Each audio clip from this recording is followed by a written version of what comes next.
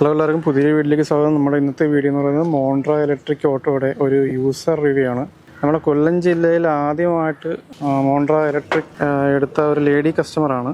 അപ്പം നമുക്ക് ഇതിൻ്റെ വിശേഷങ്ങൾ ചോദിച്ചറിയാം. അപ്പോൾ എനിക്ക് ആദ്യം ചോദിക്കാനുള്ളത്, നമുക്ക് ഇലക്ട്രിക് വണ്ടി സെലക്ട് ചെയ്യാനുള്ള ഒരു കാരണം എന്താണ്? ഇലക്ട്രിക് വണ്ടി സെർച്ച് ചെയ്യാനുള്ള മെയിൻ കാരണം പെട്രോൾ ഡീസൽ വിലയുടെ മെയിൻ പ്രശ്നം. അപ്പം മെയിൻ ആയിട്ടുള്ള ടൈം എന്ന് പറയുന്നത് എൻ്റെ ആക്റ്റീവ പെട്രോൾ ആണ്.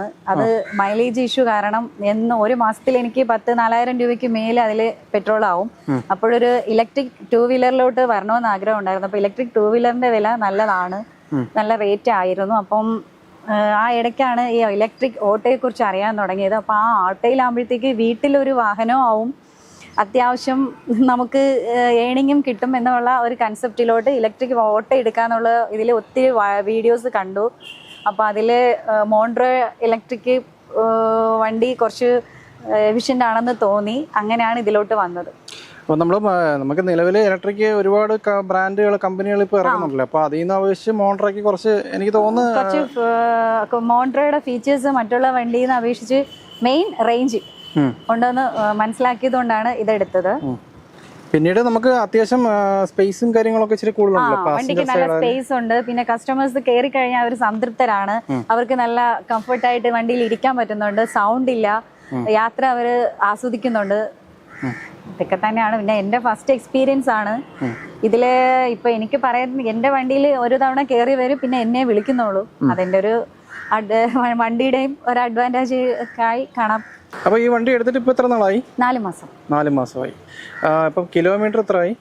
7,600. 7,600 കിലോമീറ്ററായി. പാസഞ്ചറിൻ്റെ എണ്ണം കൂടുമ്പോഴത്തേക്ക് എന്തെങ്കിലും പറഞ്ഞ കണക്ക് ഒരു വലിവ് കണക്കോ അങ്ങനെ എന്തെങ്കിലും ലാഗ് കണക്കോ തോന്നിയിട്ടുണ്ടോ? ഇതുവരെ എനിക്ക് ഫീൽ ചെയ്തിട്ടില്ല. പക്ഷേ കയറ്റം കയറുമ്പം ചെറിയ ഒരു വലിവ് കുറവ് വരുമ്പം ഡ്രൈവ് മോഡിലോട്ട് മാറ്റും. അപ്പോൾ വണ്ടി നല്ല രീതിയിൽ കയറിപ്പോകും. നോർമലി ഇപ്പം നമ്മൾ ഏത് മോഡലിട്ടാണ് ഓടിക്കുന്നത്? എക്കോയിലോട്ട് പോകുമ്പോഴത്തേക്ക് അത്യാവശ്യം പറയുന്ന കമ്പനി പറയുന്ന കണക്കുള്ള റേഞ്ച് ഒക്കെ കിട്ടുന്നുണ്ട്. അതിന് മേലെ കിട്ടുന്നുണ്ട്. എത്രയൊക്കെ കിട്ടുന്നുണ്ട്? 185 കിട്ടി. 185.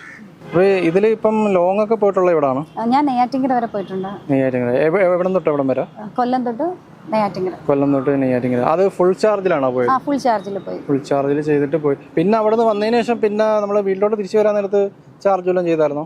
ഒരു 1.5 മണിക്കൂർ ഞാൻ ചാർജ് ഇട്ടു. അതിനുശേഷം വന്നു. പക്ഷെ അതിന്റെ ആവശ്യം ഉണ്ടായില്ല. കറക്റ്റ് എനിക്ക് 100% പോയി വരാൻ പറ്റി. ഇപ്പൊ സർവീസ് ഇപ്പൊ എത്ര എണ്ണമൊക്കെ കഴിഞ്ഞു? 2 സർവീസ് കഴിഞ്ഞു. 2 സർവീസ് കഴിഞ്ഞു. ഇപ്പൊ സർവീസ് സെന്റർ ഒക്കെ എങ്ങനെയുണ്ട്? സർവീസ് സെന്ററൊക്കെ കുഴപ്പമില്ല. അത്യാവശ്യം നമ്മുടെ കാര്യങ്ങളെല്ലാം അവർ ചെയ്തു തരുന്നുണ്ട്.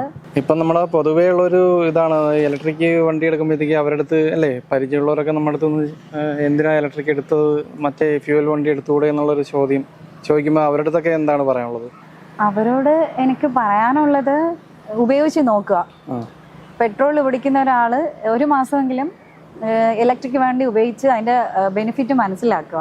പൊതുവെ എല്ലാവർക്കും ഇലക്ട്രിക് വെഹിക്കിളിനോടൊരു താല്പര്യക്കുറവുണ്ട്. അത് എന്തെന്ന് വെച്ച് കഴിഞ്ഞാൽ, ഒന്നാമത്തെ കാര്യം, വണ്ടി കറണ്ടിൽ ഓടുന്ന വണ്ടി എപ്പോൾ വേണമെങ്കിലും നിൽക്കാം, എന്ത് സംഭവിക്കും എന്നുള്ളത് അറിയാൻ പറ്റത്തില്ല. പിന്നെ റീസെയിൽ വാല്യൂ ഇല്ല. എന്നോട് ചോദിച്ചവരും എടുത്തൊക്കെ അവരിങ്ങനെ പറഞ്ഞ റീസെയിൽ വാല്യൂ ഇല്ലാത്ത വണ്ടി നിങ്ങൾ എന്തിനാണ് എടുക്കുന്നതെന്ന്. പക്ഷെ എനിക്കിത് റീസെയിലിന് വേണ്ടിയിട്ട് എടുത്തതല്ല. ലൈഫ് ലോങ് ഈ വണ്ടിയുടെ വാറണ്ടി ഇന്ന് കഴിയും, അതുവരെ എൻ്റെ കൂടെ വണ്ടി ഉണ്ടാവും. നമ്മളിപ്പോൾ ഈ ഇലക്ട്രിക് വണ്ടി, ഇപ്പം സ്കൂട്ടർ ആയാലും ഈ ഓട്ടോ, കാറ്, അങ്ങനെയൊക്കെ നമ്മൾ ഫസ്റ്റ് ടൈം ഓടിക്കുമ്പോഴത്തേക്ക് എന്തെങ്കിലും ഒരു ബുദ്ധിമുട്ട് ചിലർക്ക് വരാറുണ്ട്. അപ്പം അങ്ങനെ എന്തെങ്കിലും ബുദ്ധിമുട്ട് ഇത് ഓടിച്ചപ്പോൾ ആദ്യം വന്നിട്ടുണ്ടായിരുന്നോ? ഇല്ല, ഞാൻ ഇതിൽ ഫുൾ കംഫർട്ടാണ്. കുഴപ്പമൊന്നുമില്ല. ഒരു കുഴപ്പമില്ല. ഇപ്പോൾ ഒരു ദിവസം എത്ര കിലോമീറ്റർ വരെ മാക്സിമം ഓടും ഇതിൽ? ഞാൻ 150, 100, 70 ആ റേഞ്ചിലാണ് പോകണം. അപ്പോൾ നമുക്ക് ചാർജിങ് ഇപ്പോൾ എങ്ങനെയൊക്കെയാണ്? ഫുൾ ചാർജ് ചെയ്താണോ അതോ പകുതി ചാർജ് ചെയ്തൊക്കെയാണോ ഉപയോഗിക്കുന്നത്? ഫുൾ ചാർജിൽ സ്റ്റാർട്ട് ചെയ്യും. ഫുൾ ചാർജ് ആണ് എപ്പോഴും ചെയ്യുന്നത്. അത് നമ്മൾ അത്യാവശ്യം ലോങ് ഒക്കെ പോയാൽ എത്ര ദിവസം വരെ നമുക്ക് കിട്ടും? അങ്ങനെ ഞാൻ അന്ന് കൊല്ലം ടു കഞ്ഞിരംകുള നെയ്യാറ്റിൻകര പോയപ്പോഴത്തേക്ക് എനിക്ക് 60% കൺസ്യൂം ചെയ്തു. വൺ സൈഡ് തന്നെ 90 കിലോമീറ്റർ ഉണ്ടായിരുന്നു. അത് തിരിച്ച് 40% എത്താൻ ഡൗട്ട് ആയതുകൊണ്ട് ഞാനൊരു ചാർജിങ് സ്റ്റേഷനിൽ പോയി ചാർജ് ചെയ്തു. പക്ഷെ അങ്ങോട്ട് പോയപ്പോൾ 4 പേരുണ്ടായിരുന്നു. തിരിച്ച് ഞാൻ കാലിക്കാണ് വന്നത്. പക്ഷെ 40 ഞാനിങ്ങ് എത്തി. കാരണം ചാർജ് 20% ബാക്കിയുണ്ടായിരുന്നു. അപ്പൊ നമുക്ക് ഇത് ഉപയോഗിക്കുമ്പോൾ കറണ്ട് ചാർജ് ഒക്കെ എങ്ങനെയാണ് ഇപ്പം വരുന്നത് നിലവിൽ? ഞാൻ ഈ വണ്ടി എടുത്തതിന് ശേഷം എനിക്ക് 2 പ്രാവശ്യമാണ് ബില്ല് വന്നത്.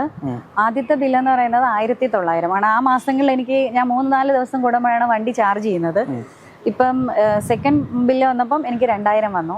പക്ഷെ അതിനുശേഷം ഇപ്പം ഞാൻ നല്ല രീതിയിൽ എന്നും ചാർജ് ചെയ്യുന്നുണ്ട്. ബില്ല് എത്ര വരുമെന്ന് എനിക്കറിയില്ല. എന്നാലും ഒരു 3000-നകത്ത് വരുവുള്ളൂ എന്ന് പ്രതീക്ഷിക്കുന്നു. നമ്മൾ ഈ ചാർജിങ്ങിനായിട്ട് പുറത്തൊക്കെ പോകുമ്പോൾ എങ്ങനത്തെ ചാർജിങ് ഒക്കെ ഉപയോഗിക്കുന്നത്? ഞാൻ ചാർജ് മോഡ് യൂസ് ചെയ്യും. പിന്നെ ഈസി ഗോ എന്ന് പറഞ്ഞ ആപ്പിൽ